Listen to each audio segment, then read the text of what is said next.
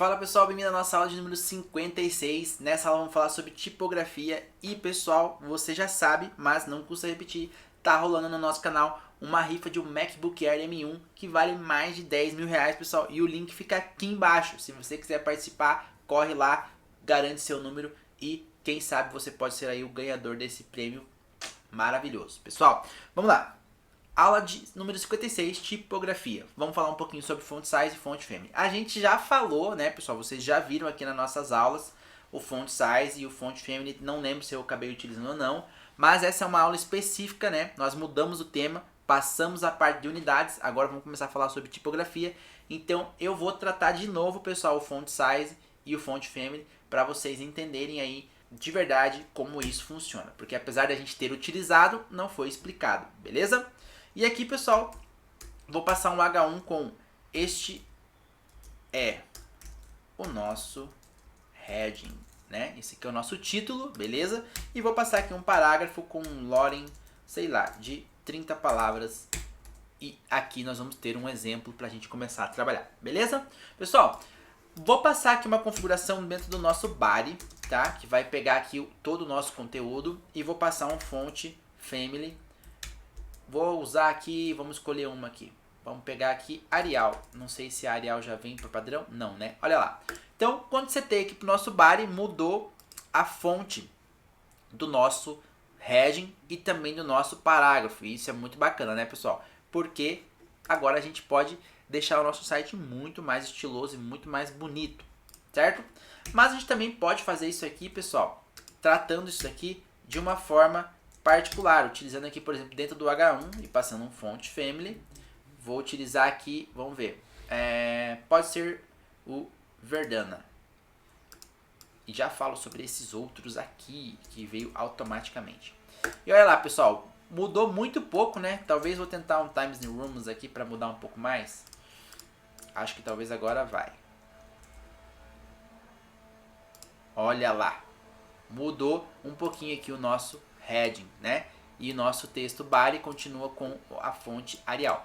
Isso aqui é interessante vocês saberem, pessoal, que normalmente nos projetos aí que a gente sempre seta uma fonte por projeto todo, né?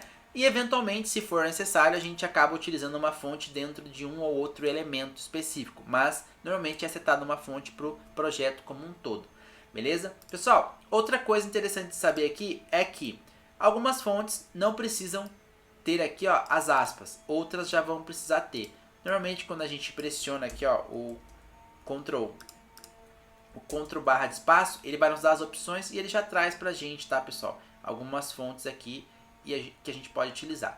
Porque quando eu seleciono, pessoal, por exemplo, aqui, ó, vou selecionar o Cambria e salvar, ele já vem aqui com várias outras opções de fontes em seguida, inclusive essa serif.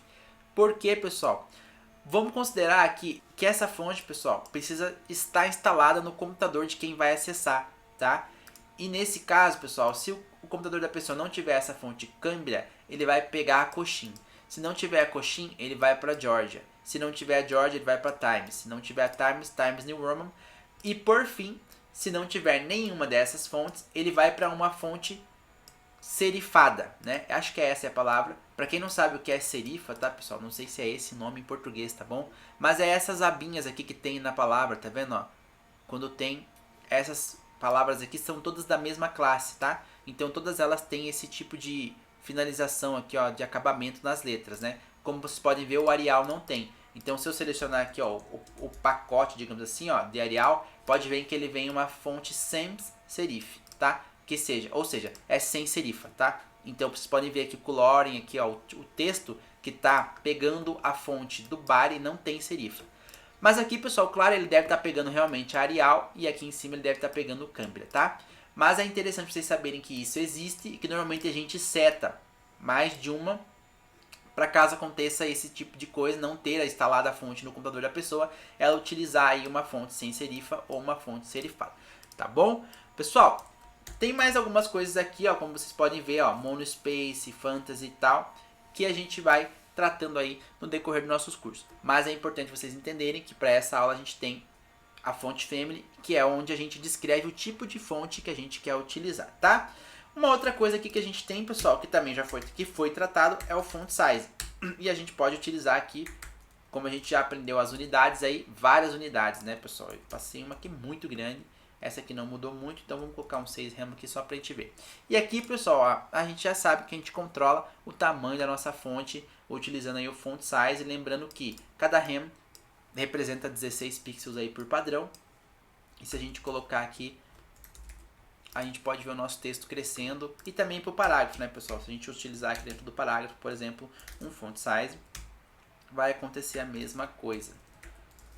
Olha lá, ele aumenta aí. Beleza? Essa aula é bem simples, pessoal, mas é só para a gente começar a introduzir o tema de tipografia. Para quem ainda não viu ou para quem chegou aqui de paraquedas nessa aula, já vai entender também como funciona. Beleza? Pessoal, deixa aquele like, deixa aquele comentário, se inscreve no canal se você não é inscrito, porque isso nos ajuda muito. E até a nossa próxima aula.